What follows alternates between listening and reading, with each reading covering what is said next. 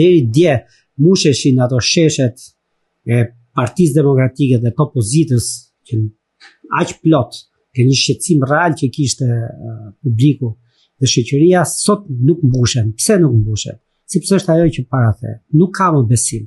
Nuk ka më besim sepse mendojnë që dhe vetë ky leadership është pjesë e korrupsionit.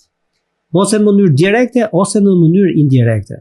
Dhe po ky leadership i cili në fakt edhe në parlament bën një shfaqje banale, provinciale, ku në vend që të merren me realisht për shembull me çështje të rëndësishme të buxhetit apo çështje të rëndësishme bëjnë në këtë lojën e mos marrjes së përgjegjësive të tyre, por të daljes në thojza, domethënë nga parlamenti.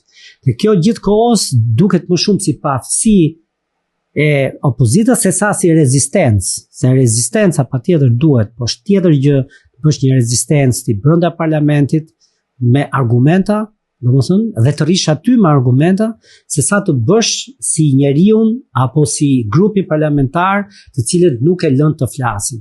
Ka forma të cilat rezistenca dhe brenda parlamentit mundet domethënë ti bësh, ti ta frenosh në një farë mënyre në radh parë pushtetin, edhe ato çfarë sot pushteti që përdor, që padyshim po përdor edhe si thua elementët nga më jo institucional, se sa vetëm thjesht institucional, dhe deri pastaj të afrosh një publik i cili ka nevojë në fakt të dalë nga kjo situatë. Unë nuk jam kundër idesë që sot Edi Rama dhe ky pushtet nuk bëjnë interpelanca.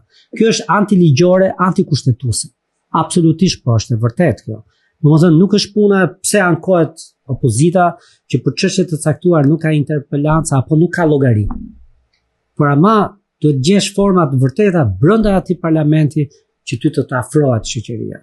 Dhe nëse ti vetëm qirresh edhe qan në thojza, kjo nuk do të thotë. Dhe prandaj neve po shohim që nga Vlora, në Elbasan, në Shkodër, në Korçë, po shohim që elektorati djathtë dhe në tërësi jo vetëm djathtët ka nevojë të bashkohen zërave të vërtet.